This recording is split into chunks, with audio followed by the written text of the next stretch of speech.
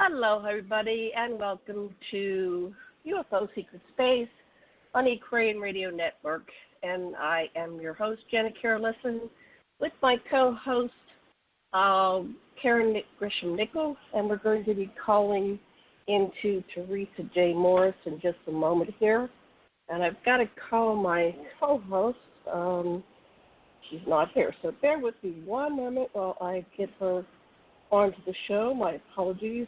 I'm not sure what happened, but I got to pull up her number. So bear with me as I fumble. But anyway, we're going to be talking about extraterrestrials, consciousness, and good ETs versus bad ETs. Are ETs good or bad? Are they somewhere in between? Are they complex like human beings?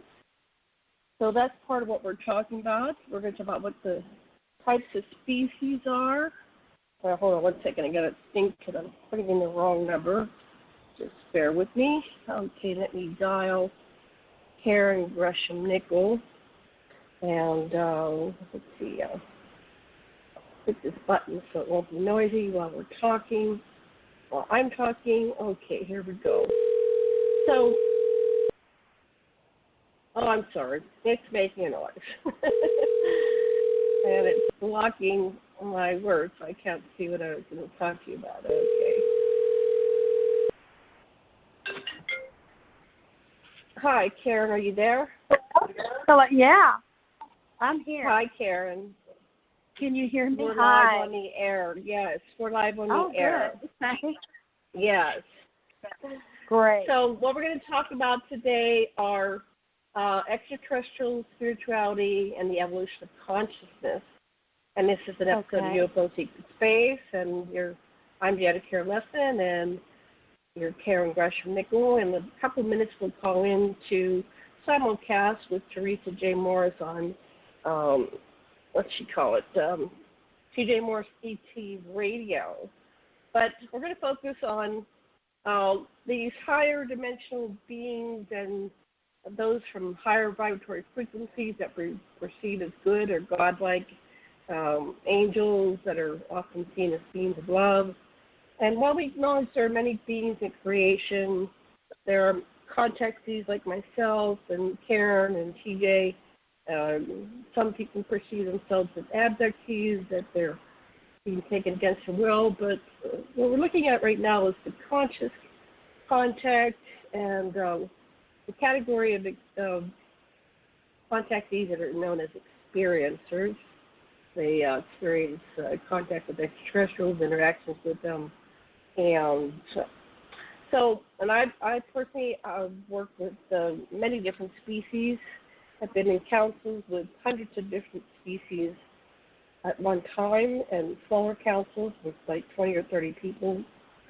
And the variety out there is they can sometimes, really they're like the good, bad, and the ugly. They come in all sizes, shapes, colors, and vibratory frequencies. We perceive them in different ways, but it's our perception. They are what they are.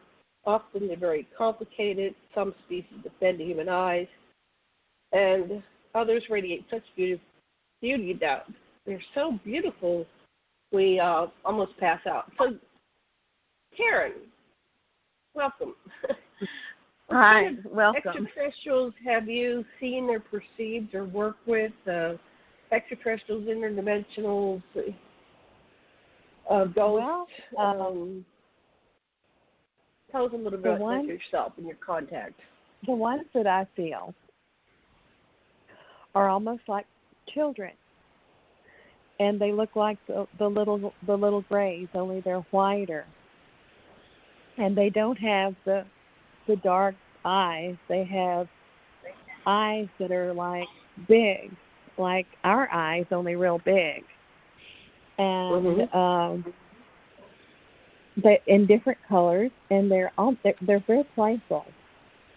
And then there are others that are like humans, like us. They're the Pleiadians, and a lot of maybe the Lurians, and them who shape shift as humans are people who have their DNA that are humans and came into the Earth plane that are with a little bit different DNA. And then we have the others I've experienced. The reptilians can shapeshift like humans.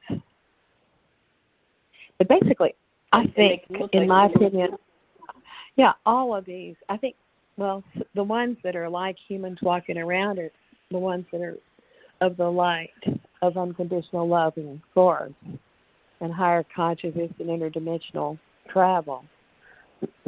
And but the reptilians are come in and they can shapeshift like humans. I think they all can, in my opinion, can shapeshift like humans. It'd be pretty easy for them because they're so far above us in technology, ability on higher levels of intellect, and so forth in the brain. And so I think they can do that. But most of my experiences are not negative at all. They're very loving, and they teach us how to use our brain and our mind to know that we are the director of our pathway, of ourselves. And a lot of us, what we can do, we can be taught and not even realize we're being taught. And just all of a sudden we'll have an ability, or we'll have a feeling of understanding, because in my opinion, the ones that aren't good, that have their own agenda, as Paul Hellyer says, they want us to stay on the gerbil wheel. They don't want us to get very knowledgeable about what's going on, where there's more of a control thing. Right. But the ones that are of the light, the ones of the light and of the divine, holy Christ consciousness are the ones that are here to help our planet and help Mother Earth be healthy again, emotionally and literally, physically, environmentally. And love is really the key. But we can't. We have to watch symbolically the things that are happening around us that are synchronistic, and to trust your own feelings. Like if you have a feeling about something, know that it's usually true. And believe it, not doubt it. Because if we doubt our feelings, or we doubt whether we believe and what we're thinking is true or has validity, then we'll never have an ability to grow to a higher way to use our mind. Right. And our spirit. So there are ways that I teach my students who want to go to these levels of higher understanding. It's not anything mysterious or big. It's just working with the mind and the brain to relax and to visualize what they want and what they see as a projected architectural situation and who they want to be. You can form yourself and project yourself as much as you can and where you want to be and what you're doing, and then you can see it come back to you. But if we doubt our ability, we'll never get there. It'll never happen. And it sounds so complicated, but it's so simple, because the trick is to believe that you've received it, which is what prayer's about, but to believe that you have the ability to be manifested in it. That's where the deserve level and all that comes in. Right. Like the two little girls. Yeah, and we don't, our listeners don't have the reference to the two little girls. So tell us a little bit about, like, I'll have to put that video back up on the Yeah, well, I found the two little girls. So these are two little girls that were talking about, they came to the Earth and they were talking about being here as extraterrestrials. I want to put a little bookmark right there, and we're going to call in the TJ show. We're going to do a little round table, and I think it's just the three of us today. So let me go ahead and call her, and then we'll go more into these experiences, and we'll all share our contact with positive extraterrestrials. Okay, let me see if she's talking. Call back within 15 minutes of scheduled showtime. Thank you for using Blog Talk Radio. Goodbye. Okay, doesn't look like she has her show up today. So, Yeah, let's see. Did she call in? Okay, I'm checking that. So let's ask each other questions about our experiences. So I want you to continue, like when you work with a client, how do you get them to, I call that like manifestation. Everything's like an illusion, right? So if you get into a belief system, believe, take it on, own it, you can bring it from a thought, idea, or concept and bring it into physical manifestation. So when I was just talking to a client this morning about, creating what you really desire and making it your life. So the other day we had Jai Uttal, and he's a kirtan master, and he was telling us that when he was a little boy, he couldn't imagine doing anything other than music. He was raised in New York, in the business world. His father was in the music business industry, so he did the business side, but he couldn't imagine doing something other than music. So he went to India. He really didn't have a plan. He just got there. When he got off the plane, literally, he just started walking through neighborhoods, and the music was everywhere. And he just followed the music, and then, his life manifested, and he's 69. That was when he was a young man. And, his whole life has been music because he set that goal and that intention, and he didn't have to do a 9-to-5 job and, working somewhere for somebody else. He's been working for himself and doing what he loves and creating a life for himself and his wife and his son. So is that what you're talking about, somehow creating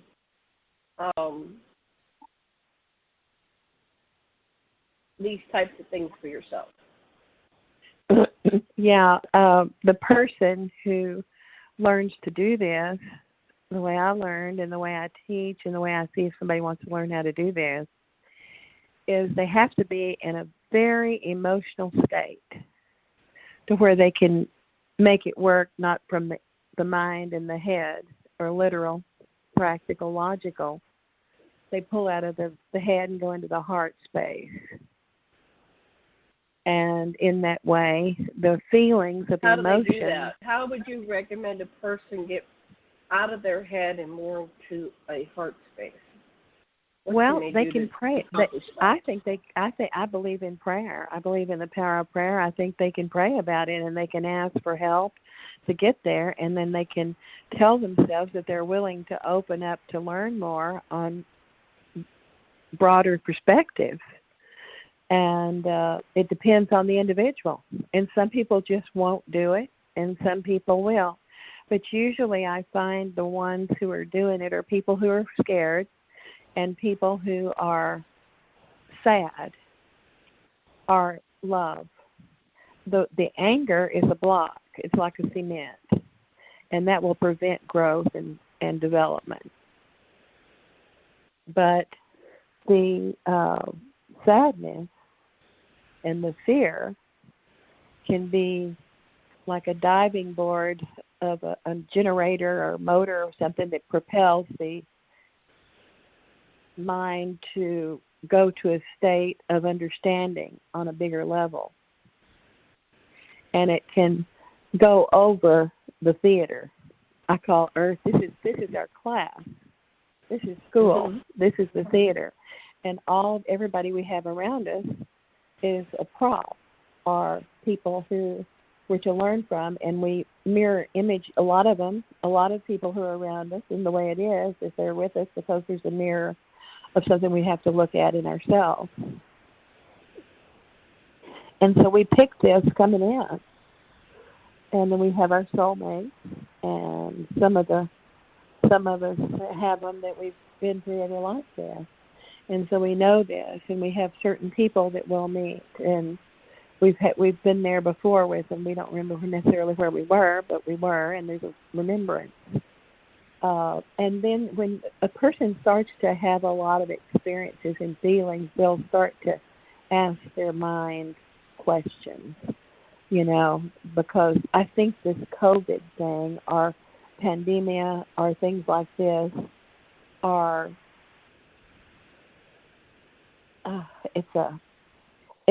it's helped raise a lot of people's consciousness through fear and unbelievability. I mean, it's like we're living in a sci-fi movie. Right, and it's a wake-up call. It's a wake-up call. It's a transformational, what do you want to call it? Transformational episode that's going to take us from one paradigm to the other. So before COVID, one of my guests early on, when it first hit, I think it's when those cruise ships were locked in the harbors. Remember, they were locked, right. They weren't going to let them land. And there was one that came through Hawaii, and then they went over to San Francisco, and I said, oh, my God, that cruise ship with all those infections had been in all four major ports of all the islands. So it came over here to Maui and went to the Lahaina side, went to the Kahului side, and got off and went to our Costco and went to our malls and went to the restaurants we all frequented. And then it did the same thing over on Oahu, went to the major tourist place, and then it went to, I guess, Hilo and Kona on the Big Island, and it went to Kauai. So I said, oh, my God, we're already infected. So then it broke out, and then it went to San Francisco. Anyway, I started calling my friends, and I said, I think that we have, it's inaccurate that we have COVID, and it's already been going through, California and Hawaii.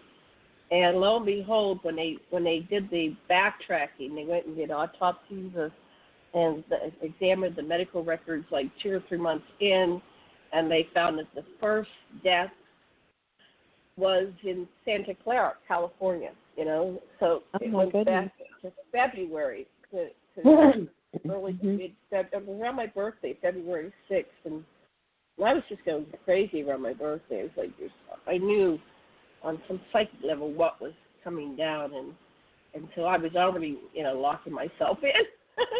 Like, wow. I'm not dying this way. That's smart. Because, well, in some way I knew, because in 2018 I almost died from the previous version of this. These are coronaviruses, and it's been pretty deadly all along. So this was the new version, and I know that they mutate. All these viruses mutate, and people go, it's just the flu, and I go, yeah, well, just the flu almost killed me. So what about something much more? So, I think on some level we have a choice to live or die, and so I chose life, and I said, I appreciate my life. I value my life. I finally have it the way I love it. I've got the most incredible husband in the world. I've got these wonderful kitties. I love my home. I love my work. I love that I've, done all my family of origin and cultural conditioning and religious programming, everything that went in that had negative effects on my psyche and my spiritual evolution, and I did my work, and now, so I just really, it's like, no, I'm not going to get to 66 and then die just because of some stupid virus. And so I just made that choice. It could happen. I don't know, because on every level, because I'm in this matrix, in this game, just like you are. But having awareness of what you're talking about, the ability to manifest and create what you want and what you desire, and I've experienced a lot of that. I call it magic. I say I have a magical, mystical life, which I know you do as well. We have a magical, mystical life, and then I'm encouraging people, if I can do it, I'm nothing special. I'm just a person. Right. But absolutely. I've accessed my higher self and my existence outside of the box. I call the matrix. You call it the theater, the stage, the play. It's like you go into your higher self or your God self, and you are outside looking into the box, which is the parameters of the play, the ends of the stage, the steps going up, all those things. and you say, okay, I want to see a better or a different perspective of this play. And when you're coming from that different perspective, you get, like you mentioned earlier, you came into form, and it was a choice. So I want to look at that further. Do you have any memories of your past lives and your decision to come in and become Karen? Tell us about it. What do you remember? Well, I have. What I remember. I have, like, not when people have a past life, sometimes they can remember everything. But sometimes it's just an event or a memory of a place, and they can be like little vignettes, little snapshots of a certain life. Sometimes they don't all come together, and I don't know that people think if you remember your past life, you're supposed to remember everything about it. That's not true. So, yes, I do. In fact, I mean, but children I never thought that you would remember everything, because that's a lot to remember. A lot to remember everything. But I do remember being I do remember being alive before I had entered the womb to come into this life. I remember. Well, tell us about being that. An energy. What was going on? Well, where were you? You're like I was just in space. I was just in an energy, in the energy field, and I had a memory and I had a choice. And they literally give us a directional choice. And they said I was supposed to come to be with Robert because of all of the lives that we've had in so many time and space. And so he entered Earth 8 years before me. And so I had 2 roads to choose. And I looked at this particular road, and I thought, I told the force, I said, I don't want to go in that one. And they said, well, if you want to follow him, his karma and where he is, you have to go in there. I said, okay, I'll go. Oh, wow. And I did. Oh, yeah. Yeah, I can remember seeing him whenever I was 10 years old, because we lived in a small town. We grew up, and I can remember seeing him then and remembering. That was my first memory. So you were 10 and he was 18, and you were. He was a senior in high school, and I was looking out the window of my grade school class. High school. That's right. Just one little, isn't that something? Good. And then wow. So what did you? Let's not go past that. I want to flesh that out a little bit. So you're 10 years old, and you see Robert. It's the fifth grade, maybe. Yeah, you're not in high school. Did you have separate buildings? No, I was in the 5th grade when I first saw that. Was it in the same building as the high school, or was it a separate building? No, it was a different building. But the buildings were connected. Right. And it was an old schoolhouse, and I was looking out the window, and I saw him walk across the grass. I think we had a little store where people could go and get refreshments and so forth, and I saw him wearing a basketball jacket, walking across the ground out there, and I just was astonished, and that's it. It was that simple, that quick, and so then it left me. You were astonished. Now, did you know? I was who astonished. He was? I had a memory. Everybody. Yeah, I knew of him, but everybody in this town of 3,000 people knew each other. And our families were well known and sort of thing, but there was an energy feeling inside of us, kind of like that. And so then I met my first love, and he was 3 years older than me, and I was in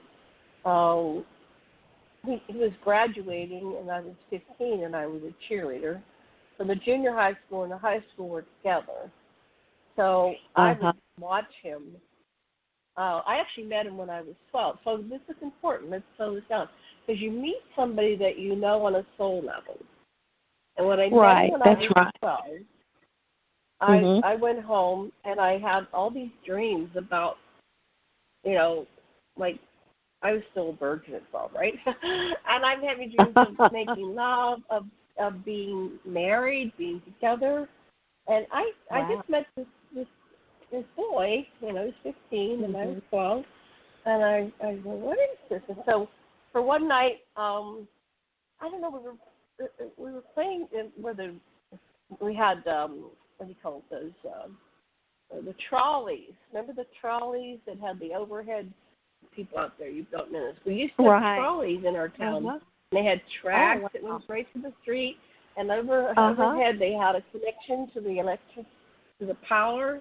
And our town, which was called Avalon, which is a suburb of Pittsburgh, they would go to a turnaround. So at night, all the trolleys were gone, and they parked somewhere else. So we went down and played in this big empty place where they turned around. And he had a cap or something, and there were a bunch of girls and guys, and the girls were, because he was really cute. He looked like he could have been a monkey, not a monkey. He could have been a beetle, one of the Beatles. He had a beetle haircut. And so the girls were chasing him around, and they would take it. He had like a cap or something he was wearing, and so we were hiding the cap from him. He was running around, and we're all giggling. And that's all it was. He didn't know my name. But then, of course, when school went back in the fall, I looked, and there he was. And then I had this crush. And I kept following him around.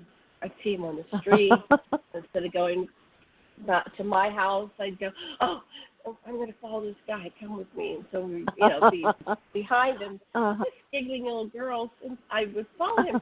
So my soul knew that someday I would get married to him, right?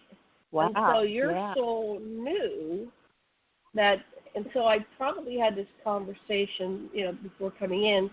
There are certain people I need to meet in this lifetime, and I'm going to come in and make that happen.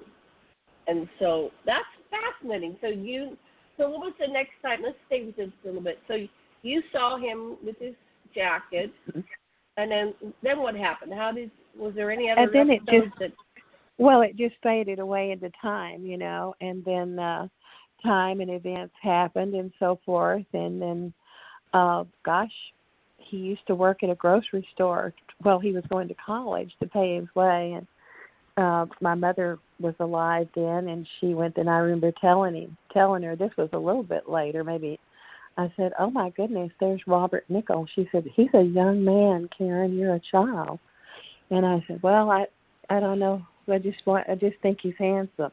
And so it was just overlooked, And then when in 1966 we had a date and met, and I remember getting in the car. He was driving his car. Wait. Let's back up. How did you end up? So it was 66. How old were you compared to him? Wasn't this a big of a gap? In 66, there's an 8-year gap. Right. 8 years. So how old were you in 66? In 66, how old was I? Let's see, 16, 17. Probably it was six. It's the summer of right before 17. And he was had graduated 16. From A&M. He had a little bit further to go, and so he would come down on the weekends and so forth. And so I was driving around. People kind of picked each other up, and drove around. And I got in the car and he looked at me, and I said, "Oh my gosh." I said, we had that life in Italy together. That's the first thing I ever said to him. Oh, my goodness. I said, wow. I said, so what do you think? And he said, that's a little different. But he said, I do believe in it, in reincarnation, but I don't know. I said, that's interesting. That's all he said. And so that went on. We went on for 10 years, on and off. So you got in his car. See, this is what's interesting. See, things were different back then. You could do wonderful. that, and you would be safe. You wouldn't. There was respect. You wouldn't get raped. I mean, we had There was a beautiful little town where I grew up, with a river that ran through it. It looked like a northeastern town, kind of like Peyton Place, and it was really beautiful. Where were you when? What part of the world were you in when you grew up? Well, this was about an hour and a half from Dallas. It's called Glen Rose. Oh, from Dallas. Yeah, it was a resort. It had a lot of history behind it. So, but no, we went on from there. he graduated from A&M, and then he went to Austin. And then at that time, that was during the Vietnam War, and he was afraid he was going to get drafted. And so he was at Fort Hood, and then he was in Austin. And at the same time, I went to school in Austin. Wait a minute. He was at Fort Hood. Did he enlist? Or you're forgetting details. You're just skipping. No, he didn't. He was. Well, after he graduated, he got drafted. I mean, he didn't enlist. He got drafted. Yeah, he got drafted, so and he didn't have to go overseas. He didn't have to go to Vietnam. Why didn't he have to go overseas? What happened that he didn't have to go? Everybody's being sent there. I have no idea. When he was, I can't. It was 1970. When I started dating, 1970. I started dating Lanny. His name was Lanny, and so I was admiring him from afar. I was kind of stalking him. I was a little teenage stalker because I was just so infatuated with him. And then I dated Kenny, and then I dated Keith, and so I was dating the summer of '69, right? And so I had been with Kenny for about 2 years. And I started dating him because he came up to me and said, "You're my girlfriend." And, of course, I didn't like anybody to tell me what to do. And I said, "I'm not your girlfriend." But anyway, he kept pursuing me, and he was so adorable. He looked like Doogie Howser. This is what Kenny looked like. He looked like Doogie Howser. And so, I eventually fell for him. Really, nice blue eyes and blonde hair. And he grew up to be over 6 feet tall. But back then we were about the same size. I was 5'2" and he was 5'2", and so we were really cute together.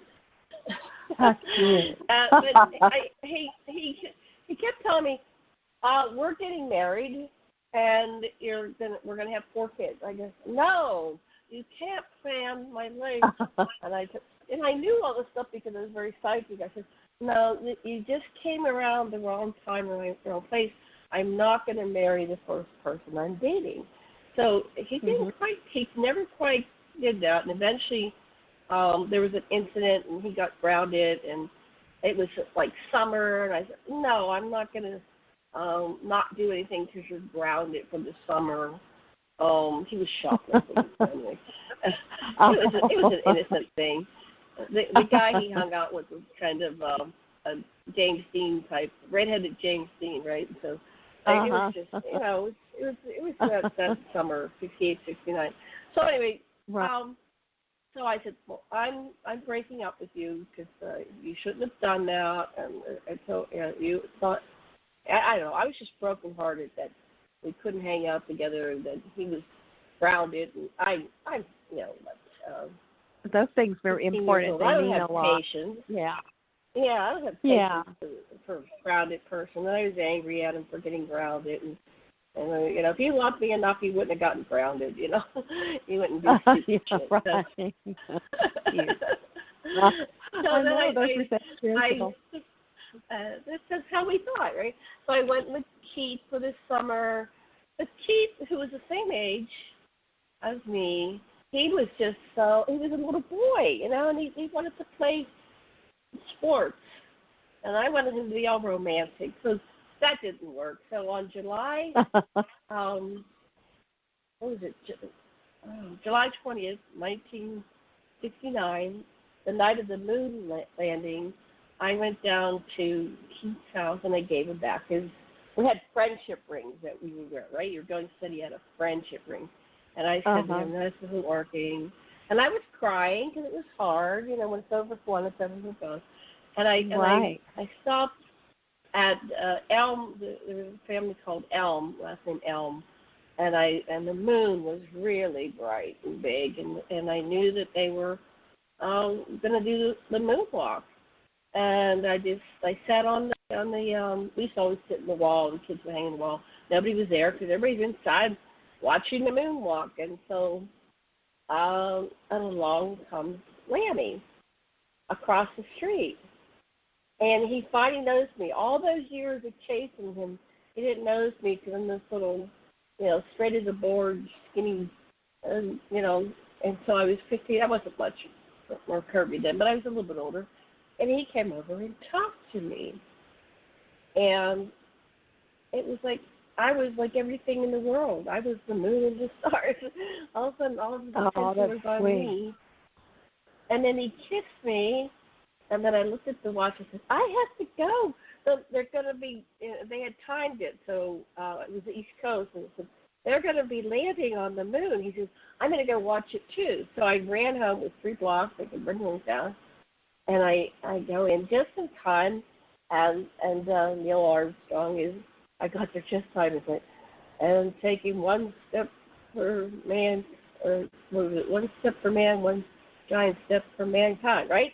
That famous speech, and I'm watching it live, and that's one of the few occasions that my family all gathered together to watch something. And that was kind of magical because I loved anything with space. I was just totally fascinated with, because I'm an ET contactee, right? Were you fascinated with things about space? I totally was fascinated. So then the only one left was me and my sister, and I said to my sister, I just met my husband. And she said, "What?" I said, "Yeah, this is the man I'm going to marry. I just met my husband." And she's like 5 years older than me. She's going, this little 15-year-old can't know that's her husband, right? But somehow, I think because you and I are both ET contactees, that our psychic abilities get awakened. And, when I was going back in time, I'd been watching television with my family, and all the ships they were launching would crash. I think it was 5 years old or something.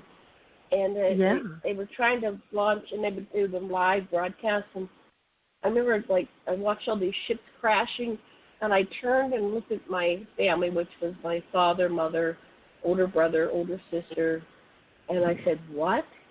You mean we're not even in space yet?" They said, and they kind of laughed. They said, "Oh, no, sweetheart, we're not. No, we haven't even launched a rocket." And I bust out in tears because it's like, why am I on this primitive place? It was like, we're not even in space. I was heartbroken. Yeah. So let's go back to Robert. So you told him that you had a past life. When was the first time? I'd gotten past. We'd gotten to the Vietnam part. So yeah. So I'm backing up a little bit. I want to know, when was the first time you said, "I am in love with this man"? Well, probably before I got in the physical plane, because I remember feeling from the other line. When you're in form, when was the first time you realized that you're in love with this man? Oh, the first time we saw each other. We talked about that. Okay, so when did you see each other? What's going on? The first time we looked at each other. At that, I graduated. When did you first look at each other? So what was going on when you first looked at 17. Because I saw Lanny for years, but he didn't see me. So the first time you saw each other was, what was going on? Well, when you first see each other, I think some people just know and then they feel. That's what he said. So what was going on when you saw each other? Where were you?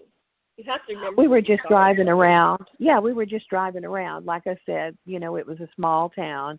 And then also when he had graduated from A&M, then he went to live in Austin and worked at Bergstrom Air Force Base. And then I lived there too with my great aunt and went to school in San Marcos. And then so we were in Austin together. And that was in the wonderful years of Austin. When you jumped in the car with him, did he turn and look at you, or did you just jump in the car? He was driving. He was turned and looked at me, and I got in the front seat. And when we first looked at each other, is that the time you fell in love? When you looked at him, when you got in? He said the first time he saw me. He said the first time he saw me, he knew he was in love with me. And what was the first time he saw you? No, that's what he told me, and I said I felt the same.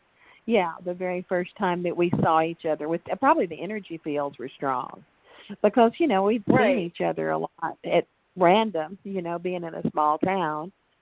And that I don't. Right. Nothing The was first time you look nothing. at, because that night when I'm sitting on the wall and Lanny comes over and he looks in my eyes, and then we really look. It's like we look into each other's souls. Yeah, and you can feel the remember. energy. It's real strong. And you can feel it. It's like, I remember you, but you don't say it out loud because you're thinking they're going to think I'm crazy. And you did say it out loud, but it's like I go, oh, it's like it takes your breath away. It's like, oh, there you are. I've been waiting for you all my life. Oh, I know, that's true. It does. So yes. But no, from so then that what happened point, with then, the Vietnam War? He was afraid about going, and he got. But because back then, if you had a college degree, you didn't have to go overseas, I think, or something like that. If you went to work for the Air Force, I don't know. He just had an opportunity to do that, and he worked for an Air Force base, Ellington in Houston, and so I was there too. And so we would kind of move around together, but not together, and we weren't living together. So then, after he finished, then he stopped with the Air Force and then came back. That was like in probably 73, 72, when he went, 73 or 4, when he went back to Glen Rose and opened his supermarket with his friend. And then I was in school. I was doing all this other stuff, and we just had it kind of an off and on after that. And then he told me that I wasn't settled enough. And you weren't settled enough for a long-term relationship. Is that what he was saying? I guess, maybe. I guess so. And so then we broke up. You know what he meant by that? Well, I don't think he thought that I was stable. You know what he meant? Yeah, I wasn't. I probably wasn't responsible, or probably didn't want to settle down, or had 9 things going at the same time. All over the place. And so it was more like that. And so, but he said, so then he got married, and he said, well, I'm going to get married. And I said, well, I'm going to go to Brazil, and you'll never see me again. And I did just that. I did never just see that. me again. Isn't that something? That's cute. And we had an in-love encounter at that, and then he told me that, and he didn't believe me.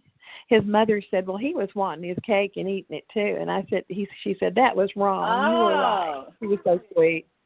And so, no, I did leave. He was dating this other girl while he was dating you, and then he said, I'm going to go get married. Okay, well, that makes sense. Yeah, so that's kind of thing. Danny wasn't monogamous with me, but I was monogamous with him. So, same thing, yeah. Well, I don't think either one of us were. But neither here nor there. The thing about it is that's when I met David, and I did all the research, and I went to Brazil, and I had all these famous experiences, and so I lived in Brazil for 8 years, half here and half there, and I literally didn't go down to that town for 20 years, and literally, because I was out of the country most of the time. And after the project finished in Brazil, then I went to Italy, and then I lived there, and then I met this person in San Remo who was had art galleries around the Vatican, and then I married him, and we were married for a couple of years, and actually I showed him a picture of Robert, and he said, well, he was a good-looking man. I said, yeah, he was. He probably still is. And I never was in love with the person I married. But I was in love with Italy from my heart. So then that didn't work out. And then in 87, we split. And I came back here. And then I went to Canada and was trained in family of origin at a place called the Pavilion in Quebec. And I stayed there a few months and studied. And then Luigi's friend, my ex-husband, we had a real strong Italian community in Dallas at that time. And so Dr. Bormi, Evio, who was the Bakey's partner, met me, and he was a lot older than me. And he said, why don't we form a clinic? And I said, well, that sounds great.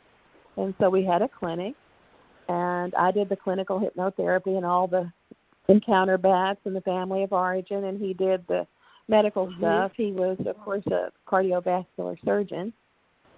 And so then we ended the clinic in 96 when the insurance went nuts. And after that, in 97, I was feeling Robert a lot. And I had a friend of mine to make a call out to his house and pretend so that you there saw, was... How did you see Robert again a lot? What happened that you encountered each other again? Well, I knew I had to see him. I had to go back. And so I had a friend of mine to make a call and just to hear his voice. And I knew right where he was. I knew he was at his mother's house. And she picked up the phone, and my friend asked for him and said he had some information from A&M. I just played a little trick and said, what, you know, just to hear his, and I got on the extension, listened to his voice, and I shook my head and decided it wasn't time to speak yet. So 3 years later, 3 years later, in 2000, I said, okay, it's time for me to come around. And so I called, and we were on the phone for 2 hours, and we were both drinking too much. Yeah. And so we got together, and we've never been apart. And so we went all over the world. Yeah, we went all over the world. We went to Brazil, and we went to Rio. We went to all over Europe, did all these studies. Robert went to intensive therapy. He was a recovering alcoholic. And so when I got him back, and I drank too. And so in the year when I said I can't get back into this if you're not going to quit drinking, and I'll quit too. So we both quit. I didn't have a sip even of wine, and he didn't either. He's very strong-minded, and he said, I'm going to get off the cigarettes too. And I said, okay, that's great. We'll do that too. So I had a team of doctors that I took him to, and they cleaned him out and made him over, and he just blossomed. And so he went through all this, and we worked on ourselves and got our family of origin worked out. And he told me about all this stuff. The extraterrestrials? All this time, what was your involvement with extraterrestrials, and what was his? Well, he was a genius mentality. He was very smart, and he believed in all this. In fact, there's a lot of stuff that he had done with the military. And that's the reason I know is when, then we were back and forth all over everywhere. And we didn't really live in any one place. We rented. And, but when we were out there in Rachel, Nevada, but Area 51, and that's whenever we went out there, and we went to the little hamburger place. And he said, don't these people look rather strange to you? And I said, yeah. Wait, I said, say that again, he broke up. Wait, say that again, he broke up. I said, don't you think these people look strange? And he said, yeah, they do. I said, well, I'm going to go look at these T-shirts over here. And he said he was looking at the map and trying to find out if he was going to take the right road to 51. And so he said, well, I've already paid for the meal and get whatever you want. And he said, I'll meet you in the car. So I kind of hung around, and I went up to this girl. I know I've okay, wait. That was when you went to Roswell. I want to go back in time because there's a whole. Roswell was before that.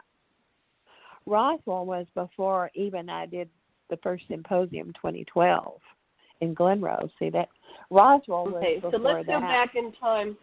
So you're a teenager. You meet Robert. Were you having any experiences with extraterrestrials? We just want your whole lifetime. Well, let's I did go back whenever I was a little girl, like 8 years. Let's start with that. Let's pull in the ETs. Yeah. Well, I was about 8 years old. I was about 8 years old. And I had a yellow room. I wanted a yellow room, curtains and a room and everything. I had a vanity. And in the middle of the night, I woke up. And I saw one of these little whites looking at himself in the mirror. And he was like a kid, and he was startled. I guess he saw that I was looking, of course. I screamed. And so he hung around looking at himself in the mirror. And my mother opens the door and comes in, and she said, "What's wrong?" And I said, "I'm scared." I said, "I just saw somebody appear and look at himself in the mirror." And she said, "You just had a bad dream, honey. Just go back to sleep." And I thought to myself, well, this isn't a bad dream. And so, but the same time that she had opened the door, he had vanished into another dimension. Exactly the same time. Like he went in when she opened the door. He went away. It was really interesting. But it was fun. Wow. It was never a bad, scary thought. I've never had anything evil, or it's almost like they've been playful, until I really got into the ET stuff. And then we started missing time. And Robert and I would drive around, and he would say, "We're losing time."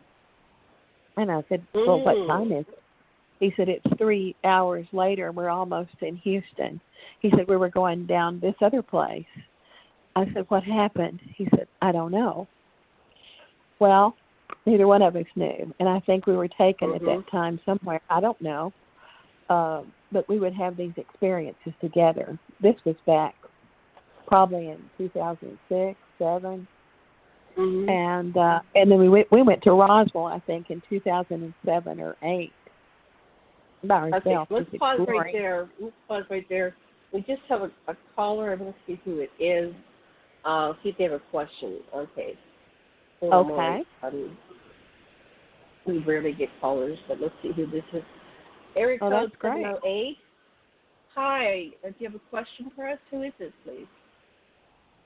Or are you just listening?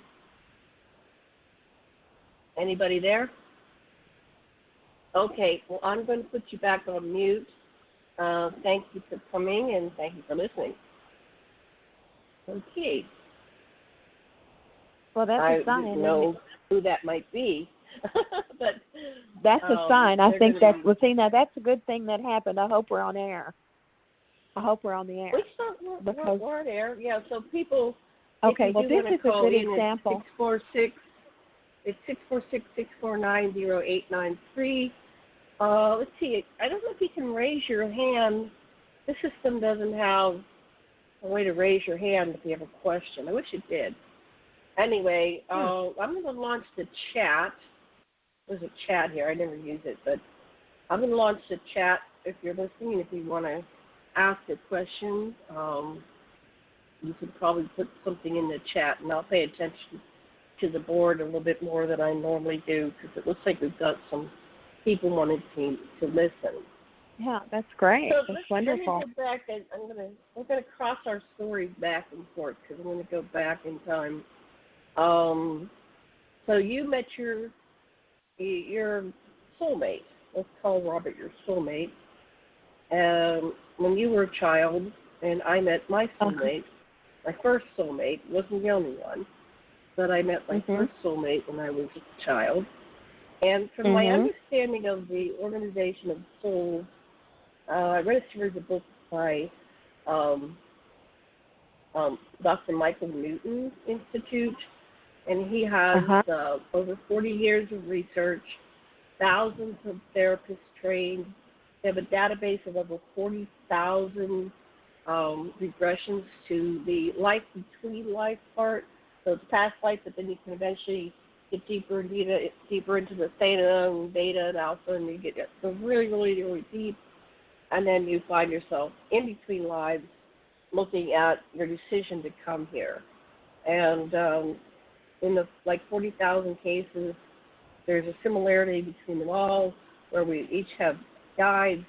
We have a council that helps us make decisions, and then we have a group that we tend to incarnate with, and it's about 30 people. And in between lives, we go and we kind of talk about what that was like in the lifetime we just had. We compare it to the lifetimes we had before. We compare it to where we're going to go, and then we're shown the potential bodies that we can go into. And you were referring to that. So we'll see these we get down to like 3 or 4 bodies that we're thinking of incarnating into. They'll take us into the future. You get to step into it and step out, try it on for size, so to speak. And then ultimately your guides are helping you make the decision, but you make the final choice which incarnation you're coming into and when you come into it. And then when you're born, it's like they all send you off. You get smaller and smaller until you disappear where they are, and then you're emerging on the other side and you're being born. And I think it's very spiritual, very beautiful. People are celebrating. So, and some people on the other end, when they die, they have celebrations of life, and they can. Here in Maui, when people die, they often go in with their guitars, and people sing around somebody said whether he died, and that was pre-COVID. That's what we talked about earlier. That the world has changed now that we're on COVID. So, wow. Anyway, so you chose to be Karen, and I chose to be Janet. And then there's souls. They're like, it's like a soul cluster of your 30 souls, and then there's a surrounding a sphere of several hundred to 1,000 or whatever it is that you tend to be in relationship with various ways. So you might be parent to child, you might be a teacher, student, you're in. So it's not set in stone. There is some flow, but there's a tendency that you have soul groups, and that's why you have such familiarity with a lot of people you meet. Hold on, I gotta get a drink here. Sorry, chicken. And so that's what we're looking at. We're looking at the extraterrestrial involvement with the soulmate. So you had this little being come into your bedroom when you were 8. I had beings coming into my room, and I used to run and jump into my bed because I was afraid that something was going to grab my feet. So I know I had a lot of experiences that I didn't remember, but I did remember earlier on when I was about, I want to say I was between a year and 2 years old. I don't think I was quite 2. And I was aware that all these beings surrounded my bed. It was like, and I was still in my crib. But I stayed in my crib for a long time because it was tiny. And my parents hadn't bought a full bed for me yet. So and I didn't mind. I liked my crib. But they came around me and they said, it's time for you to go and be human. Okay? And so then they came in, it's called a puja. They came and they all looked at me in my eyes, and we took a couple breaths, and then another one would come. And that went on for a long time, and I saw all these different beings, and they looked like animals. Some might look like cat, dogs, things I could recognize, but then they looked like animals that we had no name for them in humanity, and they looked like insectoids, and everything was basically bipedal. They were standing, walking. They had 2 eyes. They had hands, and they had a mouth. And some had noses, some didn't. So they had a face that I could look into. And, and it was divine love. Like we all knew each other at the highest level of existence. And we were all family at the highest level of existence. So this is beyond the human grid. Souls come into Earth from a certain grid, right? And they're human or humanoid. Well, this was beyond that. This was the universal sphere. And so then it's almost like the dimensions can come in and out with the physical realm. Yeah. Blended dimensions of beingness. Yeah, it was interdimensional. It could have been, I don't know, it was just all I know is it was just there in my face, and I was saying goodbye, and then there was a loud crack of thunder, and I screamed because it scared me. I didn't expect a crack of thunder. And then my mother came running in from her bedroom, which was in the rear of the house, and then I couldn't speak. Like I had been speaking with advanced intelligence, and that scared my mother. So that was the other thing. What they were telling me, they had to protect me from myself because I was freaking out my mother. I was way too far in advance of where I should have been, and she was just getting freaked out. So they had to dummy me down for my own protection. But I still remember thinking the adult thoughts, but I couldn't articulate. I couldn't get it to come out of my mouth. I was babbling and protected. So that I never forgot. And then there's other incidents that they started taking me up on board the mothership. They showed me timelines, where the Earth could go. But then as they wanted me to go in and be human, so they started to not wipe my mind, somehow suppress memories. So I'd become more they do and more that. human. And Right. Yes, yeah. They do So wipe our memory. In fact, that's great. So I had the Go same ahead, fear in the Vietnam War that you had with your Robert. So Lanny was right of the age. He had graduated in 69, and I think they have, in 70, they have the lotto where they pulled your numbers, right? Right. I think so. The ones that had low numbers, they were going to go to Vietnam, and Vietnam was still raging in 1970, and it was terrifying. In 70 was the big time, yeah. And I knew kids that came back in bags, and they're the ones that came back, and we called it shell shock. They were never quite the same. They were shell shocked. They didn't know PTSD. And I had a friend that came back, and he described me in great graphic details how this somebody jumped him from behind from a tree, and he fought them, and then he won. He killed him, and he looked down. It was a little girl. You know, it was like a my goodness. Goodness. Girl, and he was just devastated. And I listened, even though it was hard to hear. I listened because I knew he had to tell the tale. I knew he had to get that off of his chest. And for some reason, I've always been a therapist, even at a very young age. Yeah, People right. would tell I me hear you. there's horrendous things. Yeah, and I would just listen without judgment.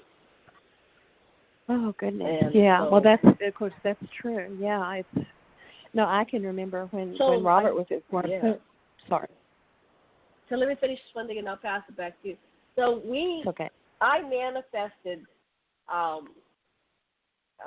like you were talking about, what you do with your clients. Somehow, and it sounds weird, but I'll just say it. I manifested him having a high number. I don't know how.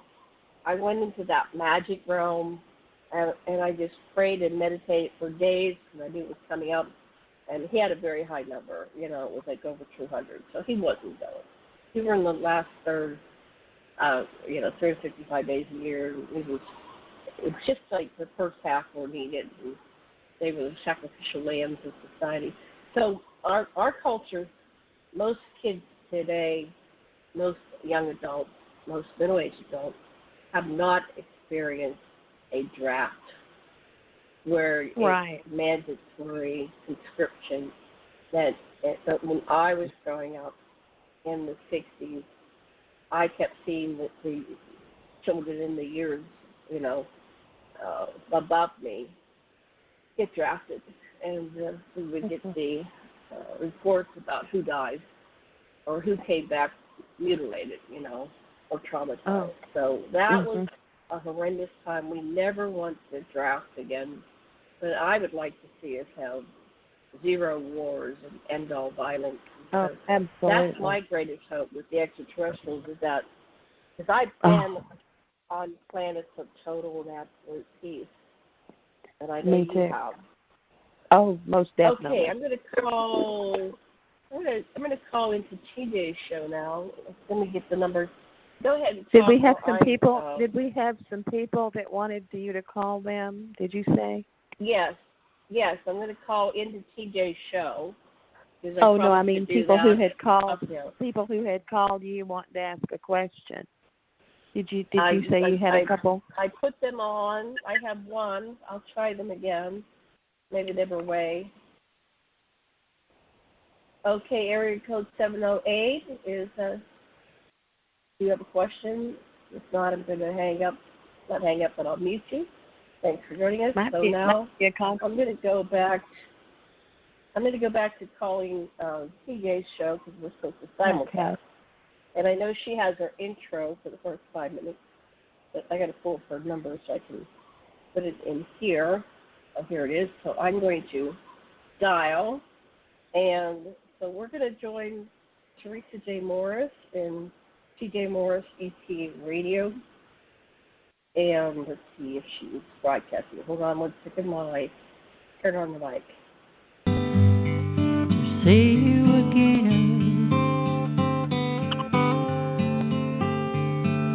Winter, spring, summer, or fall. Okay, she's doing her intro music, and she'll do her intro. So we'll try in about 5 minutes or 4 minutes. Okay. So I just want to say one thing that I want everybody to know out here.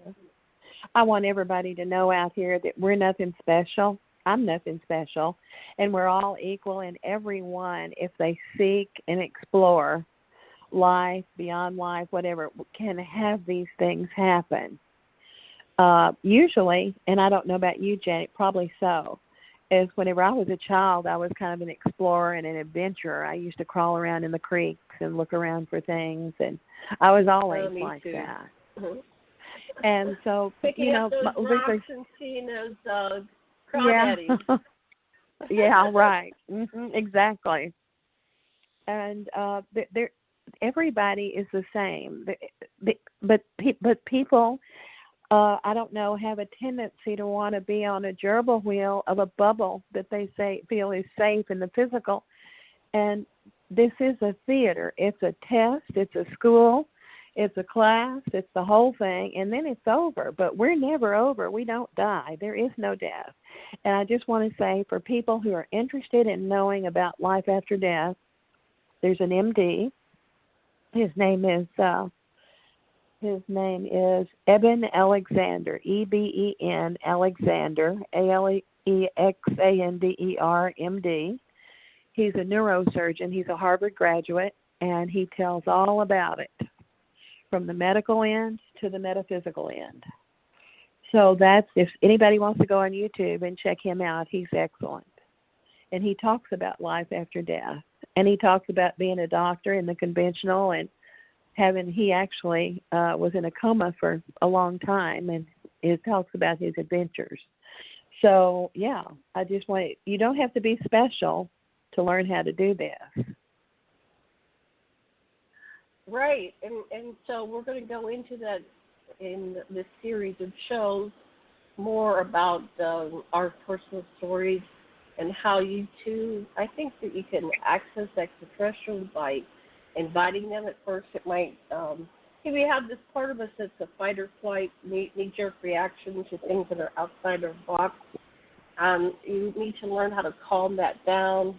And there's a part that believes things, and it blocks us from manifesting and creating our heart's desire, and it keeps us from creating an optimal life that is full of bliss and happiness. So we can help you identify for yourself, and we're not going to do it for you. We're going to help you. We're going to facilitate you. We're going to act as a guide in the interim. There's some noise coming from your end. Is there? Or is that okay? Can you hear anything now? Yeah. Let me see if we can talk to TJ now. So hold on one moment while I pick up on the board. Okay. Did you hear me? Hey, yes. Hello, I'm on now. Intro. You're on now. Oh. You came in an hour after we did. We've been on for an hour. We broadcast 2 to 4. Good. Hawaii, 8 to 10 Eastern. What happened that you made it later this week? The people in California that are already paid for the shows need it after 6, but I had 8 to 10 the last 2-3 weeks. So, but that's okay. We get 3 hours that way on your end, but on my end, I didn't know you started earlier. So, but that's okay. We got it blended together now. Now, I told James Tolley that not to come on. So, but you invited Karen Gresham Nickell, and I had advertised Love and Light Community. Okay. Hi, TJ. And I don't have anybody else. Hi, Karen. Oh, okay. Hi. How are you dear? tonight? I'm fine. Good, I think about you often. Oh, I think about you too. I see you occasionally on Facebook. So, just been working away over here. So, yeah. Hope all's well with you. It is. It is. Yeah. And you? Oh, I'm fine. I've just been doing a lot of domains, website building, and that's about it. But I'm gearing up to do radio shows with other people with their different divisions and groups, depending on where they are. So, Janet, did you just call in? Janet, did you just call in? I called in a little while ago, and you're. Hold on. I turned your. I'll put you on mute. I'll put your radio show on mute, but I pulled your cell phone in. Is that okay? Okay. Well, I don't now know it's no feedback. Hearing. Now I get feedback. Can you hear Karen? No, not with you on the phone. I'll have to turn your phone off and put you back on the show. Unmuted. Okay. Okay, now you're back on. I've got Karen. So Karen called into the show. So, but I can't have you on your phone. You called into Janet's show, I think, because Janet, I can see her show and her own personal phone number, but she can't talk on both off of her computer at the same time. She called me. She'll get feedback. I was running a little late. I think into the show. She called in to me, or. Yes, that's fine. Okay, well, can you all hear now? Yes, we can hear you. I don't hear Susan or Rich yet, so I don't see Susan and Rich yet. On yours. Okay. Well, no, I don't see them over here either. Are you talking about Suzanne? Suzanne said she's working. Yeah. For another hour. Is she still working right now? Oh, okay. But she was supposed to meet with me after that. So what we're talking in an about hour. Is yeah, we were supposed to have a meeting, a phone call. I don't think she was going to come on the show today unless she. Anyway, let's what I want to tell you, what we've been talking about was the connection between extraterrestrials, spirituality, and the evolution of consciousness. So we're not going into the dark forces. We're going into the positive contact that we've had in life. Things that felt good. Our decisions to come into the form, our life between lives. And so Karen and I both have been sharing episodes of our first love and how we met and how we knew we were in love with them. And she had an experience where she met Robert when she was 10 years old, and she knew that was the one. And then they ended up meeting when he was older. And I had an experience of when I was 12, I met my first husband, and I knew he was the one. So tell us about your experience with your first husband. How did you know when you were in love with him? What was going on? I guess because we made out at the drive-in. I think I fell in love with him because we smooched a lot. Oh, no, that's embarrassing. That's funny. So I met him in high school. Yeah. Well, can you hear me okay on this phone? Yeah, go ahead. I can hear you well. Okay. You met him in high school. Okay, I met him at high school. Where did you meet him? Well, we had a brand. All right. Well, my parents had moved to Houston. I lived at 1313 Heights Boulevard in Heights area, but my parents bought a brand new home. We had a big fancy home. I liked it better, but it was older, one of those, colonial with the white thing, the big, the poles out front. I don't know what they're called. And I liked that house, and we were right across the library. Pillars, yeah.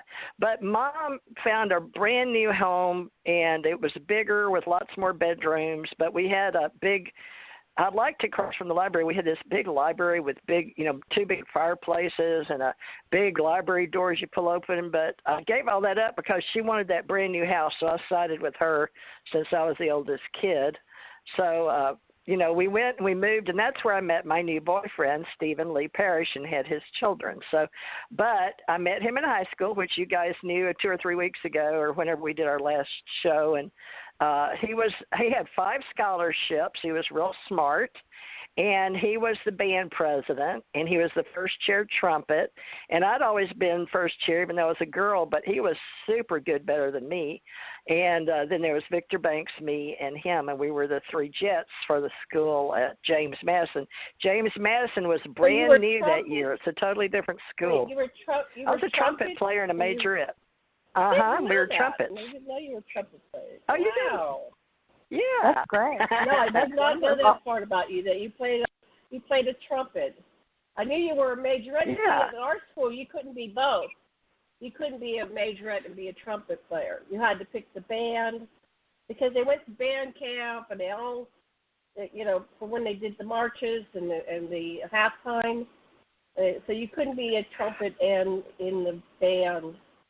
But that doesn't make sense. In the winter they did concerts, so they didn't have the majorettes. So maybe, I guess you could be in the band, and in the school year you play. Did your school do concerts, band concerts? Where they Well, played yeah, we were students? Well, I was in the 9th grade in the first band. I couldn't wait through junior high, 7th and 8th at Westminster Junior High in Westminster, Louisiana. But when my mom, I was in the 9th grade, and I couldn't wait to get there. And, I went to boot camp, and I tried out and, of course, made the A band in the 9th grade. But what I'm talking about is when Mom moved us to Houston was the end of the 9th grade. And so in the 10th grade, I started brand new in 1965 into the 10th grade, and it was a brand new high school. So we didn't have band camp because we didn't even have the school open, so we didn't even have band uniforms. We had to order those.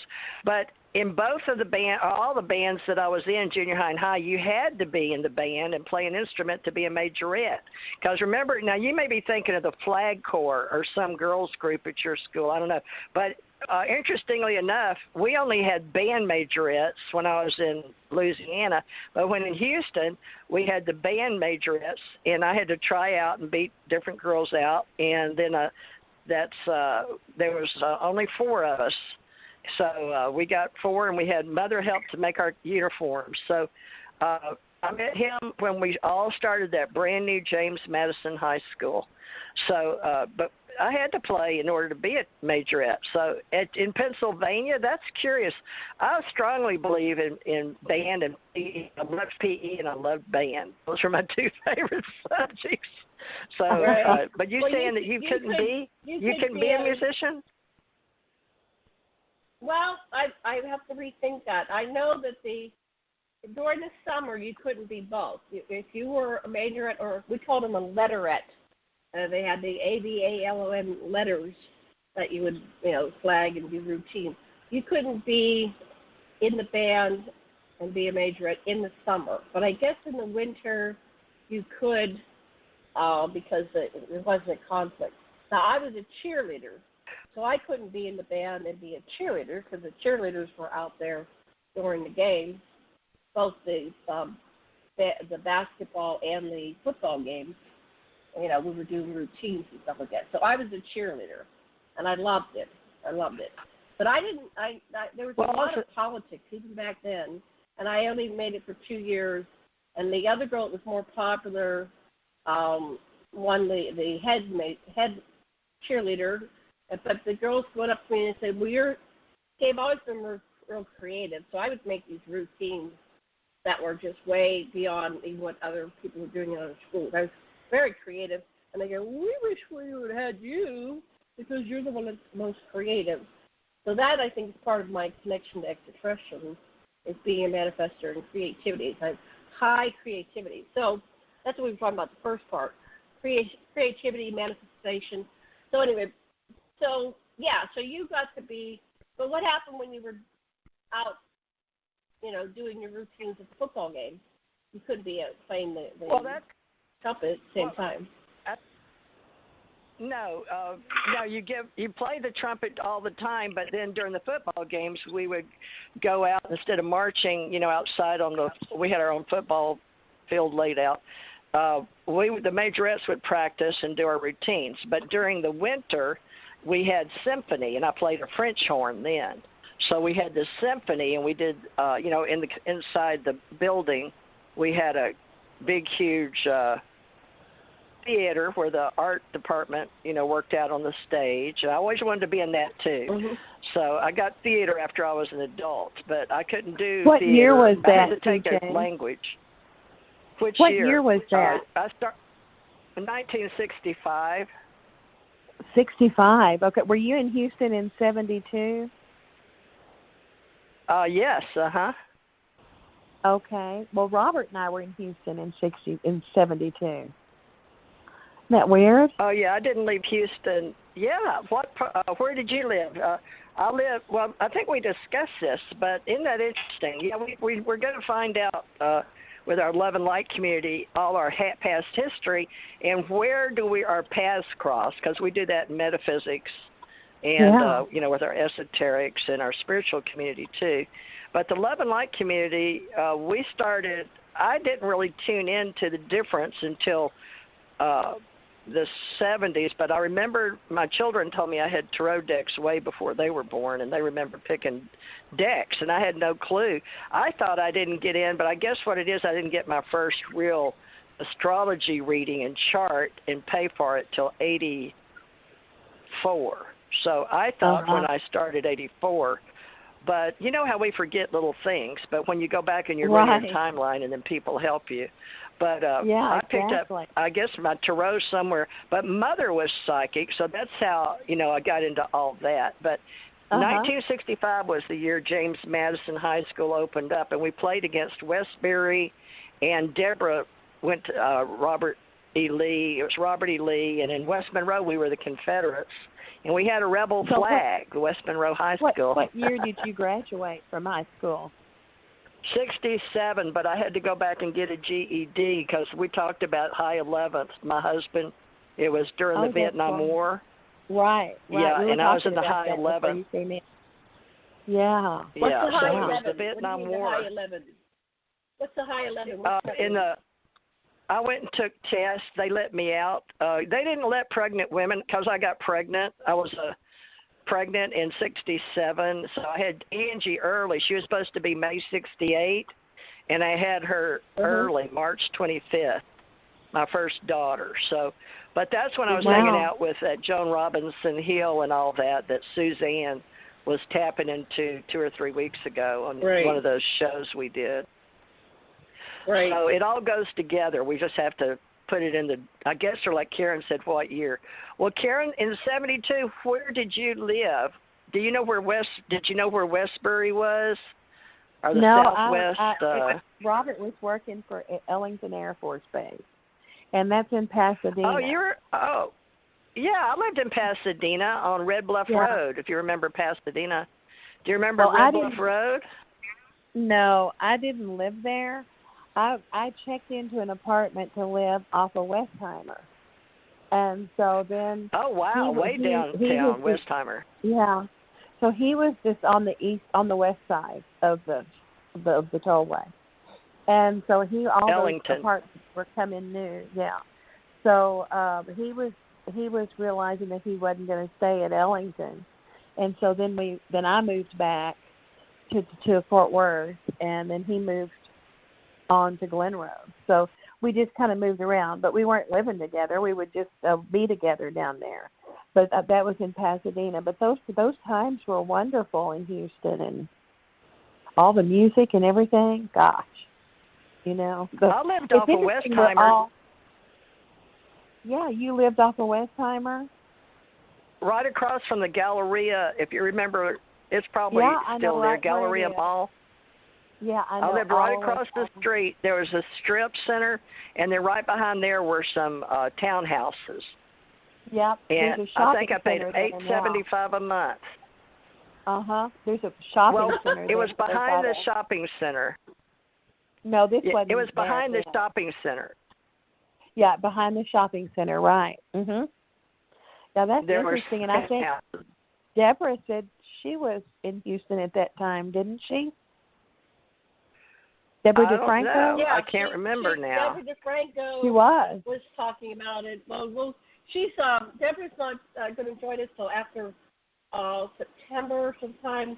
So she's working on her garden. She's creating a seed farm, and we'll put that up. Well, she's going to be selling her seeds, so we'll get that link and help support her with her seed business. We're all recreating ourselves because of COVID, right? So she's developed a seed business. Right. Anyway, she'll be back, but she said because she has to take advantage of the sunlight, and everything, and growing season and harvesting season. So she said, I'm sorry, I just have to take off for about a month here. So he says to say hello, and she'll be back again in the future. So, okay, so we'll get her back, and we'll connect the dots. But so we all may have crossed paths. It's kind of like that 6 degrees of separation. We may all have crossed paths long ago. And I'm sure. now we're all have baby never boomers. Yeah, but I've never been to Texas. I had never been west of the Mississippi until I was 39 years old, and I flew all the way to to Oahu. So that's my connection there. But I didn't even get to California for another 2 or 3 years after that, but then I started going around the world. So we have this connection with all of us. So go ahead. So and it's all based around military, isn't that interesting? Fascinating. So you were saying well, you were when did 11 we all... and Go ahead. You said you were 11. You were 11. What does that mean? I was 11. Is some kind of ranking in the military or something? Who said that? You said something about, and I was an 11. She said something about her high number. What was a high number, DJ?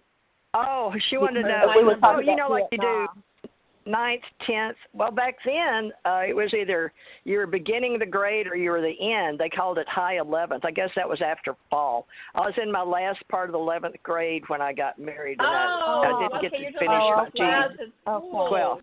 And what year was that? Is that 68? 67. Okay. 1960s. There was I don't think New Age books or Love and Light community. I mean, I learned about New Age and stuff through the bookstores, but I don't remember going to anything. Well, the ones they had back then was on Montrose, off of Montrose, down in the hippie That's where area. I went. Yeah, that was the Aquarian Age bookstore. Yeah, I remember that. I sure do. Yeah. And I graduated a year early from high school. I graduated in 68, should have graduated in 69. And then I was with Robert and I were in Houston in 72. And you were probably down there too. Were you in the military at that time? My husband worked at NASA. And he went to University of Texas, Houston, and then he worked at NASA, and he worked for Gerlach Entertainment Agency. And that's when I met Bob Hope and Bing Crosby and Nancy Ames and all those people. We were all down there at the same time. That's interesting. And then when Robert I didn't graduate till 72. So I'm younger. I didn't quite make the connection. Well, you're a lot younger My than me. sister graduated in 66. My first husband graduated in 69. So I'm behind you guys. Yeah. So, all right. But I was there. Well, I started early though. I was Janet. I started early at 4. Because I wanted to go to school and I was smart. So they let me start because I was going to be 5 by the end of the year, December 26th. And so I was born 51, but I grew up with all the 52 babies. So, or let's see, 50 babies, I guess, because they were all, I was younger than all my schoolmates. So they must have been 1950 children, right? Because you were about I don't get it. All I know is I was always a year younger than everybody. So, in the first years had to be as smart as they were, and I was tall as they were because I was a tall child. But I got to start at 4. I hear a phone. I do too. What the hell is that? That's an ET connection. We still have you? Probably a signal. Oh. Is that your phone, Janet? You know what happened was I was moving my phones because my cat was about to step on them, and it dialed your phone. That's funny. That's funny. Oh, what's that noise? Kitty, it was a kitty call. Sorry about that. Kitties. Oh, that's cute. That's cute. They love it when I'm on the radio, and they like to come and get right in my face. What are you doing? Yeah. What are you doing? That's exact. I had to put my kitty in the other room. And finally, it stopped meowing. But the New Age apparently started great. It's getting bigger with longer spikes. It grabs hold of me with its spikes and climbs up my arm. Yeah, I'll have to do that. No. Yeah, bigger one. Yeah. Oh, it's hard to tell it no because it's learning I'm it. not a tree, kitty. I'm not a tree. I'm not a tree. Ow, well, ow. Let's look at how we were during the New Age movement. I'm going to look at New Age on Britannica. It says New Age movement because a lot of the kids talk about love and light in the New Age and offered. That word. They weren't using that word back in the 70s. No, they used esoterics and occult. I tell you when it began. That New Freemasonry, Rosicrucian. The New Age movement began with hair. They said this is the dawning of the age of Aquarius. And Sasha's wife was part of the producers of hair in Los Angeles. So. So that's the connection. They were involved with the New Age movement, and that was what the New Age movement was. But the dawning grew rapidly in the Western world in the 70s. So it started really growing in the 70s. Let me looking at Wikipedia. 1 second. Let me refresh. Metaphysical community 70s and 80s forward the New Age. It says the New Age of love and light started 70s and 80s movement, but Wikipedia says something different. Yeah. So, Wikipedia says something different. 1970 to 2000. Right, I'm on Wikipedia, which we know is just a new encyclopedia. Anyway, do we want to discuss that, agree or disagree? No. I think we should stay where we are because we're running out of time, and you're going to be continuing. I have a conflict. I have to contact Suzanne and renegotiate talking with her or something. So I'm going to do that while we're chatting here. And I have a patient at 9:00. So. And so we didn't know. Are you expecting other people to come onto the show, CJ? Because we were at the wrong time from shooting. About 30 minutes. We've got 30 minutes left. Rich and Suzanne are coming on tonight. They were going to do their love and light part the last hour, I guess. And she works till 7, and she's coming on 8 to 9. You have to schedule on her appointments. Yeah, she told me she had talked to you today, but she said she was coming on at 7. She has to do it after the show tonight. Here. Okay, I'll text her. Yeah, because she's doing the show. Yeah, 8 to 10. Her and her husband are doing tonight, and supposed to come and talk because I had James Tolley, but you told me to move him, so I did. So you wanted to talk with Karen, and we want to talk so about I had Suzanne and them come on the second hour. Spirituality. So let's go back to what we were talking about. I thought Karen wanted to do love and light. We are doing love and light. We're doing extraterrestrials. New Age. Well, that's New Age and movement. So when you contacted with extraterrestrials, TJ and Karen and me, our contact was not these dark forces. You know how the modern UFO movement is like, they're all demons, but my contact has been very positive, even with reptilians. And you apparently Theresa never met reptilians. Karen and I have. No. So your first contact, we've gone into that. Now, when you were with your first husband, and he's working at NASA, did you have any contact with extraterrestrials that he was aware of?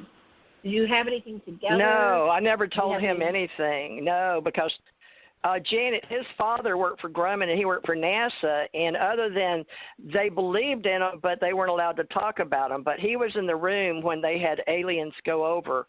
So it was bogeys 12 o'clock high or 2 o'clock or whatever that story was. So I wrote about that. But the one time I had a light being come out of an orb come and knock on my door, that's the one I told you about.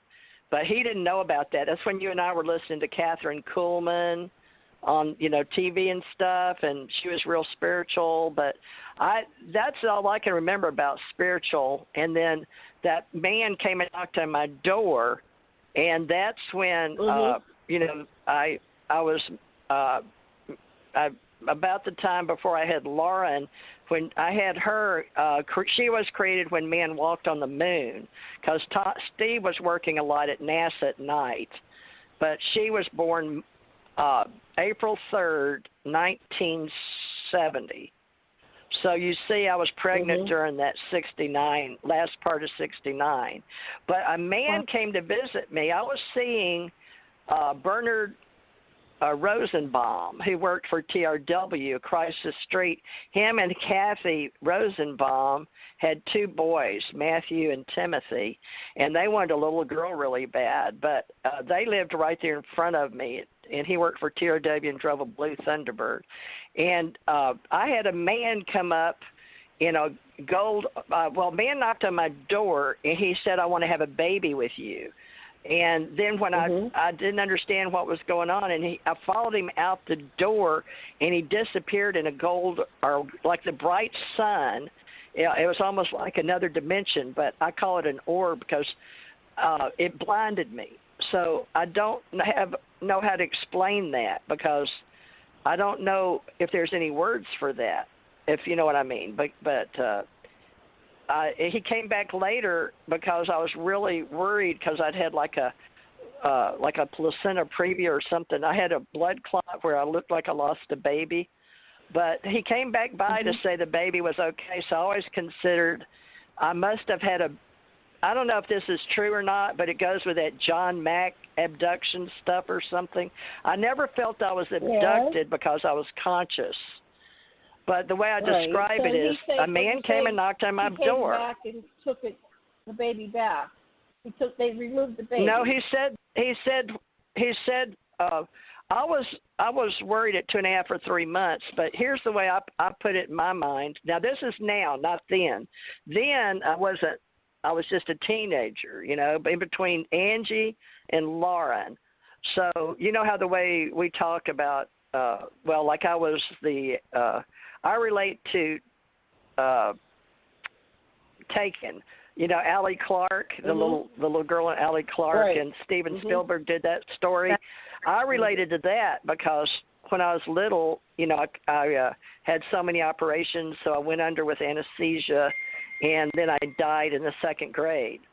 So I thought this was part of my extraterrestrial initiation, because at 4, I went up on a spacecraft and didn't want to come back down. So that was conscious. I wasn't abducted. I consciously fell asleep and, I could see myself on the ground. So that was my first out-of-body experience. But at that age, I had some ET visiting me and teaching me things, and Mother couldn't see them at 4. Remember that story where I told you I consciously knew Mother couldn't see my invisible being? So we have that. So I thought it was part of that group, extraterrestrials, because I seem to always have been conscious of extraterrestrials in my life. But we're not supposed to talk about it, especially around NASA people. So that goes back to the boyfriend thing, right? Because you're not allowed. Yeah. That doesn't mean it didn't happen. It just means we didn't talk about it. Well, I also think, to add something, I also think that a lot of us have more going on than what we even know, and they're continually wiping it away. I wonder if that's true, because I had what a lot of times missing time, but I was conscious, but I'd be conscious of, I still remember one time at the townhouse, I was with one guy standing in the window. I'm not going to mention names, but he was a husband, okay, but I've met several folks. So, but we were missing like an hour and a half or two, and then when I wanted to get out of there in pictures, it was like where you knock things off the wall. It's the energy. My husband said I did it. He said I had telekinesis or something, especially if I got mad. But when we walked out, I knew I didn't make the merry-go-round spin, and there was nobody there. We went by the dark playground where we were living, townhouses, but they'd have, places for the kids. And the kids weren't with me at the time. They were with Steve and up in Peoria, Illinois or somewhere. But it spun around. But you know how you start learning about the extraterrestrials, your family off planet, those on the planet, and then the times that come and go interdimensionally. So I have these orb people that saved me in the second grade in orbs, and so I related it to orb people in the Wizard of Oz. So I come up with this whole other reality, whether it's true or not, interdimensional beings that can come and go like Glenda did with Wizard of Oz. Right. So Well, I don't know how to explain it. But let me say one thing. I think, if we, my opinion on this is if we think it, it's there. So I think that's true. I think if it wasn't true, we wouldn't be thinking it, because we live on planet and have interactions with multidimensional parts of ourselves all the time. I think they're with us right this minute. And for all we know, we could be on a ship and watching ourselves take the test down here in this Earth 3D consciousness. I'm not saying it's so, but who knows? Well, that sort of goes with the multi-world theory, right? And then the multi-dimensions. And now in quantum physics, we're finally getting there. We know that some of the universes spin backwards, so we're just getting into that. But they used to not talk about that even 2 or 3 years ago. We knew planets, some of them spin backwards. But now, if you listen to the World Science Festival with that Brian Greene, I think it was Brian Greene, they're just now starting to talk about the theories. They can't prove them, but they've known, like NASA, Hubble, all the that the universe is spinning. So they're going to work on that, working on how to talk about it. That's why I like to use the word metaphysics instead of New Age. I think if you use the word New Age, I think it makes a lot of people. Of course, the Age of Aquarius is beautiful. But, I mean, as far as just the words, New Age, it touches on a lot of religionists, and they get scared and judgmental. And so if you talk about physics and metaphysics where we live, there is a science in this, too. But I get the feeling a lot of times when I'm with you guys that we have a lot of friendly beings that are watching us do this, and who knows what it is. And I think we're multidimensionalizing this very thing at this moment, because you have a lot of charisma, energy, TJ. It's beautiful energy field, and when you come in there, it's like somebody comes in with you that we can't feel. That's what I feel. I think it's beautiful. Well, thank you. I like your energy too. And Janet, what? Thank you. I have a question. A couple weeks ago, we had a person on our show that was talking about the moon landing didn't happen, right? One of those never moon landing. It wasn't on my show. Kubrick. No, I had one. So you were saying previously that you were in there in the control room when they were reporting about ETs following them, right? You said something about you were there when you heard something about the ETs. Oh yeah. So how would you? I knew it happened, but that the moonwalk was real. There's because he's listening to he's listening to conspiracy theories, and that was based on Kubrick being in hype, and he wanted to sell the story. You got to go listen to all the stories and the people that lived during the time versus the people that only believe hearsay. So what he did is he's following that story that they made some film in case of emergency, and the guy spun it a different way so he could make some money, and he did. He's sort of like one of those Philip K. Dick dudes that has, but no, I know that story, and I listened to, and I saw the film, and I do a mini investigation and research on everything. I'm open to all sides, but each person's going to believe what they want to believe, but you got to remember, I did this for a living as an investigator in forensics. They can take their theory. So he was saying that film cannot survive in space. Film cannot survive on the moon. That's what his logic was. What? He said that they couldn't have filmed anything because the film could not, and I'd have to re-listen to the show. And he said that they couldn't have filmed anything because the film would not last on the moon. Oh, what was his name? Somebody that's studying Hollywood versus science. About a month ago, and this was a gentleman that was saying that the moon never happened, never will happen. We're not in space. Oh my goodness! It was very interesting. I wish I could have had. Yeah, he was full on. No, those are people that. There's a lot of people that believe a lot of the Hollywood stories, but what happens is in this dimension, the way I understand it, there is the inside, like the matrix programming from the governments, the world banks, or whatever you want to say. And so the level of intelligence that happens depends on how they were indoctrinated based on usually where they're born on the planet and how they're brought up in their cultures.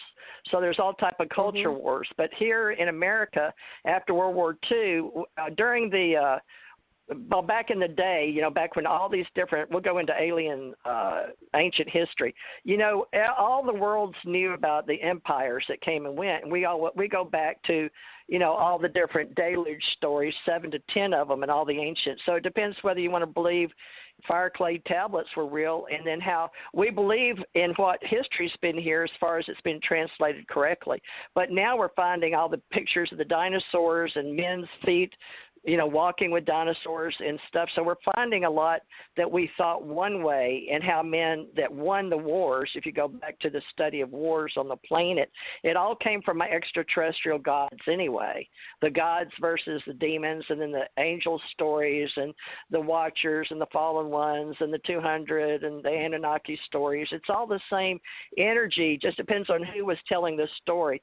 But a lot of them get the different colors of the aliens from the Indian stories and the Hindu and the Mahabharata, right? The Mahabharata has so many of the older extraterrestrial stories. But then Zachariah Sitchin made it famous with the 12th planet. Yeah. Well, Sitchin stuff, people think Sitchin stuff, he went around the world. He physically, during his youth, he went around to all the different places. And he saw all the cuneiforms, he saw all the museums, he walked in these places, and then over the years, he collected the largest private collection of cuneiforms in the world. He had the largest collection, and so then he had all the time in the world to spend with these cuneiforms, and he knew how to translate. So but there were other people translating. It was Kramer, most of the major universities had their digs, and they were correlating information, and then the computer era came along, so now there's a number of websites that you can look at the Catholic Church, too. Translations, right.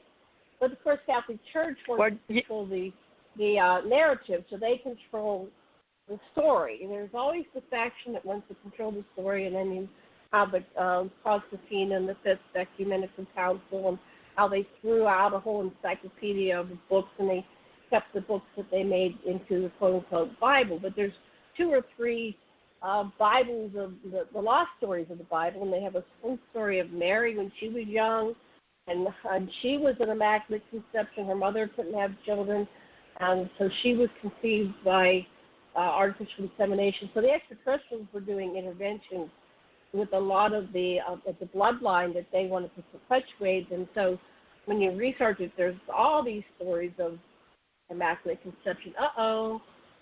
Who dropped? Was that TJ? Okay. But I've got about 5 minutes left. I've got about 5 minutes. Okay. Okay, so I'm going to just let that go so we can wrap it up. Wait to get her back if you want me to say bye to her. I'm sorry. Why don't we just, I could try calling her back, but she dropped. She might be having scooter problems. This is what happens when we do this. Okay. So why don't we just finish up our show?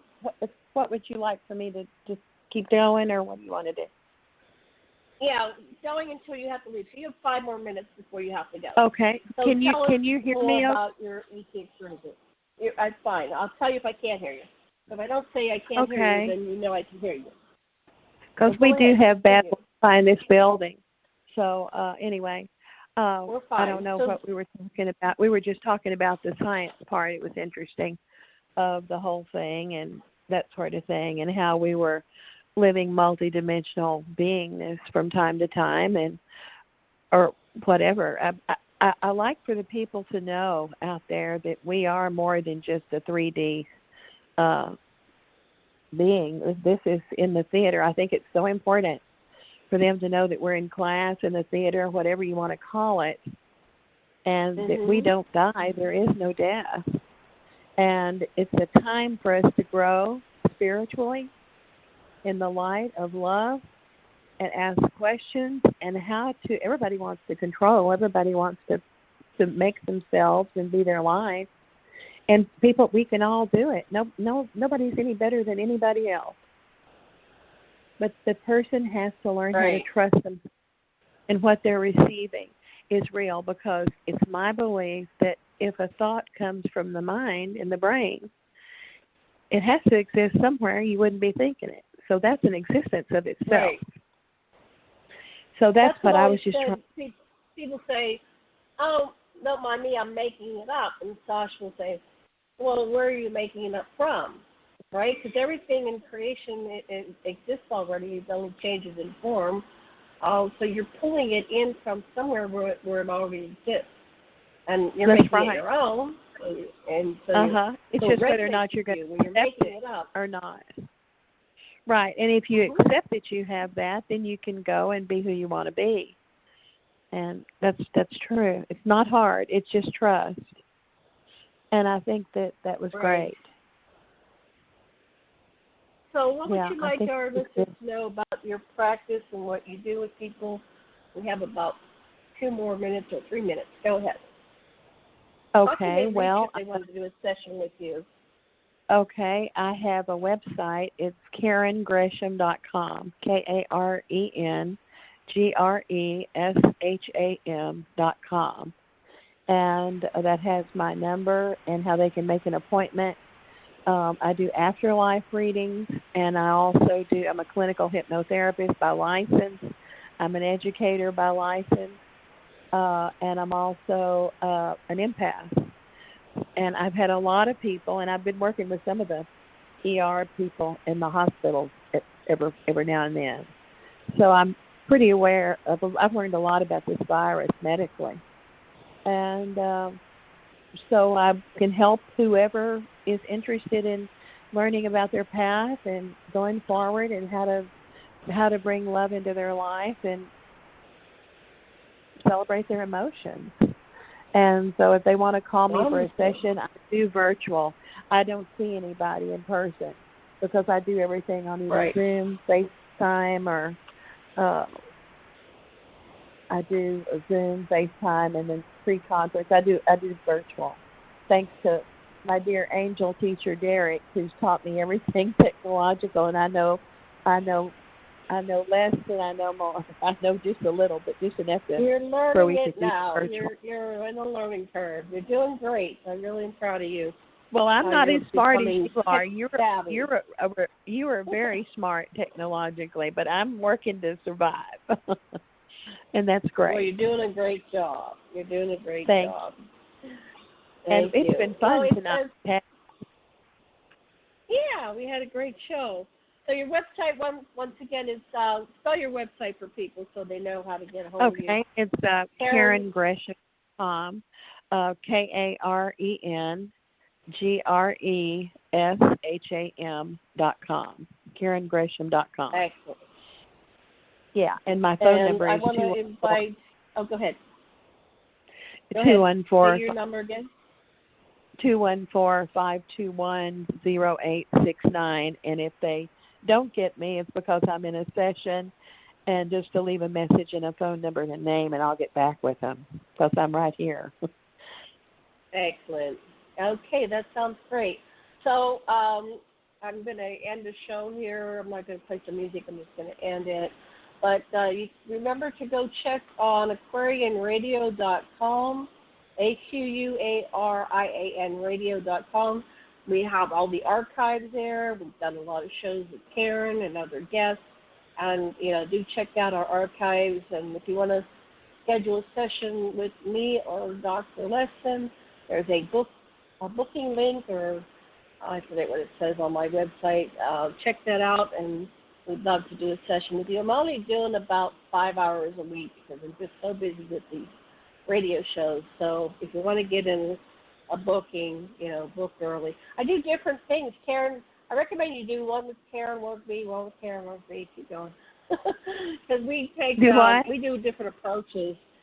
Karen and I do different approaches. So it's really important for you to get the full experience to do a session with each of us, at least one.